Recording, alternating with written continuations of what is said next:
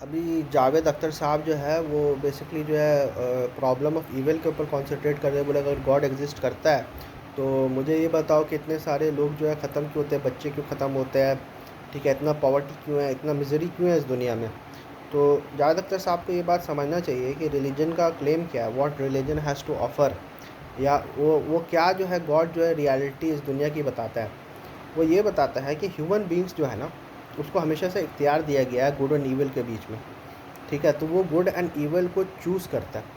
एक तो number one. दूसरी बात ये है कि ये जो दुनिया है ना, ये एक इम्तिहान, ये जस्टिस के बेसिस पे नहीं बनी हुई है, ये इसके टेस्ट के बेसिस पे बनी हुई है कि कौन जो है सबसे अच्छा नेक अमाल करेगा, और कौन जो है नेक अमाल करके जन्नत या जहन्नम।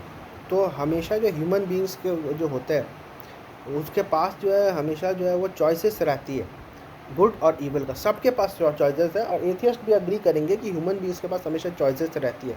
तो रियलिटी भी जो है इससे मैच करती है। अब बहुत सारे लोग गरीब लोग हैं जिसके पास कोई चॉइसेस नहीं होती है, जो बच्चे होते हैं वो जो है ख़त्म हो जाते हैं, कैंसर से ख़त्म हो जाते हैं, पॉवर्टी से। अभी गाज़ा में देखो क्या हो रहा है, ठीक है। तो उन लोगों की क्या गलती। तो एक चीज़ हमें हमेशा ये बात समझ लेना चाहिए कि रिलीजन जो है ना वो खाली प्रेजेंट लाइफ के ऊपर बात नहीं करता है। रिलीजन जो है वो हेयर आफ्टर के ऊपर भी बात करता है। प्रॉब्लम ये है एथियस्ट लोग का कि वो जो है रिलीजन के ऊपर इस मसले पे क्रिटिसाइज़ तो करते हैं लेकिन कोई ऑल्टरनेटिव ओपिनियन नहीं देते। हमारे पास एक ऑल्टरनेटिव ओपिनियन है कि आफ्टर लाइफ जैसे पास्ट प्रेजेंट और फ्यूचर होता है, तो वैसे आफ्टर लाइफ भी होगा जहाँ पर एक परफेक्ट जस्टिस होगा, जहाँ पर जो है जो बुरे लोग को है उसको सज़ा दी जाएगी, और जो अच्छे लोग हैं उसको जो है उसको जो है अच्छे लोग जो है उनको जो है रिवॉर्ड किया जाएगा। और इधर रियल ज़िंदगी में भी उस आइडियलिस्टिक लेवल पे ये चीज़ मौजूद नहीं है, लेकिन हम लोग रियल ज़िंदगी में भी जो है हमारी कोशिश यही होती है, हमारी ख्वाहिश यही होती है कि अच्छे लोगों को अच्छी चीज़ हो और बुरे लोगों को बुरा चीज़ हो। हालांकि रियल वर्ल्ड में ऐसा होता नहीं है, लेकिन हमारी ख्वाहिश ये रहती है, हमारा जो है आइडियलिस्टिक माइंड यही बोलता है कि अच्छों के साथ अच्छा होना चाहिए और बुरों के साथ बुरा होना चाहिए। लेकिन हम प्रैक्टिकली हम ये चीज़ नहीं देखते। बहुत कम ही जो है जो भी जो ऐसा कंट्री पहुंच जाती है उस लेवल तक, तो उसको हम लोग फॉलो करने का कोशिश करते हैं। तो हम लोग की आइडल यही रहता है कि अच्छों के साथ अच्छा हो, बुरा के साथ हो। तो क्योंकि ये चीज़ नहीं होता है, तो ये चीज़ खुद ही इस बात के ऊपर जो है दलील है कि आगे ये चीज़ होगा। और आप बोलोगे नहीं इसकी क्या एविडेंस है, एविडेंस यही है, एविडेंस प्रेजेंट लाइफ है कि प्रेजेंट लाइफ में ह्यूमन बीइंग्स को रिवॉर्ड करना है अच्छाइयत और पनिश करना है बुराई, फॉरगिव भी करना होता है। लेकिन आइडियली स्पीकिंग कि अच्छे के साथ अच्छा हो और बुरों के साथ बुरा हो।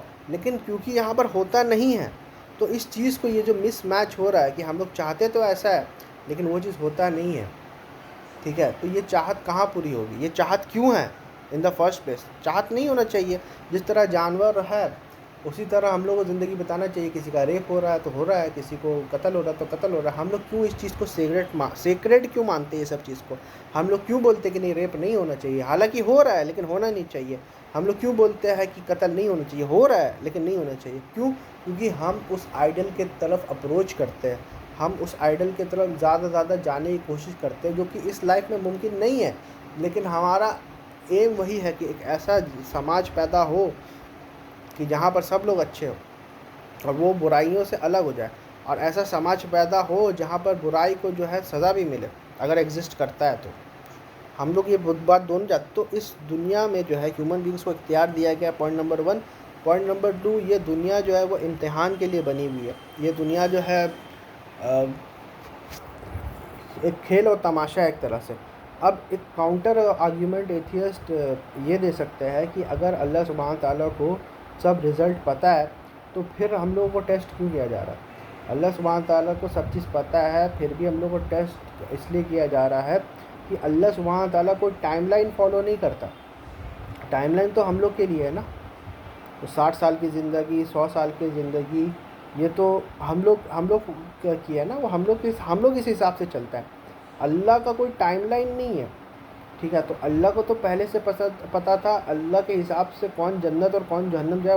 वो चीज़ तो अल्लाह के नज़र में वो चीज़ हो चुका। मतलब अल्लाह सुब्हान ताला ने लोगों को बनाया, उनको चॉइस दिया, लोगों ने चॉइस कर लिया जन्नत जहन्नम, ठीक है। तो ये चीज़ समझ लो अल्लाह के यहाँ, क्योंकि अल्लाह कोई टाइमलाइन फॉलो नहीं करता, तो अल्लाह के यहाँ it everything is done and dusted.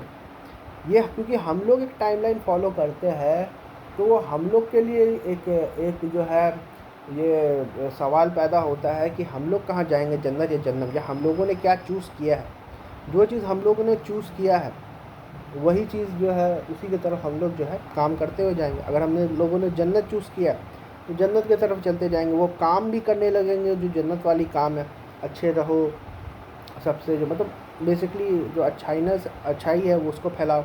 और हम लोगों ने अगर जहन्नम चूज़ किया तो हम लोग वो जहन्नम वाले काम भी करना चाहिए, जैसे रेप, मर्डर और ये सब चीज़ जो है, या चोरी चमारी, नार्सिसिज्म, इस तरह की चीज़ें भी हम लोग करने जाएंगे।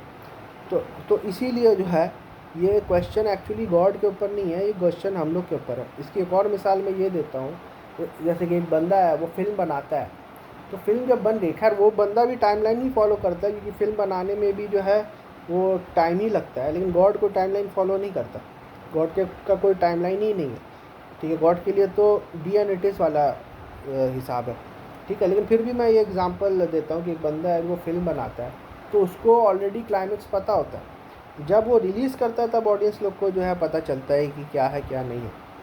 एक और एग्जांपल मैं देता हूँ कि एक बंदा है, वो पहाड़ की चोटी में है, उसको किसी ने धक्का किया जाता है, वो धक्का देता है, वो इसमें गिर जाता है, पानी में भी गिर जाता है। तो दूसरा बंदा उसको मैप देता है कि भैया तू मैप फॉलो करेगा तो तू एंड पे पहुंच जाएगा। तो उसकी प्रायोरिटी क्या होनी चाहिए, उसकी प्रायोरिटी ये होनी चाहिए कि भाई पहले मैं एंड तक पहुंचूं, उसके बाद मैं देखूंगा कि मेरे को किसने फेंका, किसने मारा। वो वहीं पर जो है पूछता है कि नहीं, मैं एंड तक तभी पहुंचूंगा जब तुम जो है मेरे को बताओगे कि मेरे को धक्का किसने दिया और क्यों दिया। उसके बाद क्या होता है, वो डूब जाता है या उसको कोई शार्क खा जाती है। तो इसकी यही मिसाल है। तो आप देखो, आपके पास कोई काउंटर आर्ग्यूमेंट है तो आप पेश करो। मैं ये कहता हूँ कि रिलीजन की जितनी भी आर्ग्यूमेंट है, अगर उसको मैं इग्नोर भी कर लूँ ना, रिलीजन को मैं सब आर्ग्यूमेंट, सब चीज़ जो वो रिलीजन प्रोवाइड करता है, सब चीज़ को मैं भूल भी जाऊँ ना, what does atheism has to provide. अब कोई क्लीशे आंसर नहीं होना चाहिए रैशनैलिटी, क्योंकि रैशनैलिटी ये सब आर्ग्यूमेंट को एक्सेप्ट करती है या रिजेक्ट करती है, ठीक है। तो कोई क्लीशे आर्ग्यूमेंट नहीं देना, ये बताना कि अगर तुम ये क्रिटिसाइज़ कर रहे हो, पहले तो ये देखो कि ये चीज़ तुम्हारे ऊपर भी लागू होता है, कि what does atheism have to offer, nothing. क्योंकि मैं अगर एथियस्ट भी बन जाऊँगा तभी भी वो जो बुराइयाँ हैं, जो बुराइयाँ मौजूद है, वो अभी भी मौजूद है, वो कोई कम नहीं होगी। इस चीज़ को कैसे अंडरस्टैंड करें, या तो एक रिलीजियस अंडरस्टैंडिंग है कि आफ्टर लाइफ है, सबका बदला होगा, अभी जितना हो सकता है उतना कर लो, और एक एथियस्टिक अंडरस्टैंडिंग है आप कुछ नहीं कर सकते, सबको अल्टीमेटली मरना ही है और कुछ नहीं हो सकता। Nihilistic, unhopeful, hopeless understanding of this world, nihilistic, पूरी तरह से कुछ नहीं हो सकता, ऐसे ही चलता है, आप कुछ नहीं कर सकते। कौन सा आपको ये अंडरस्टैंडिंग लेना है, ये आपका चॉइस है।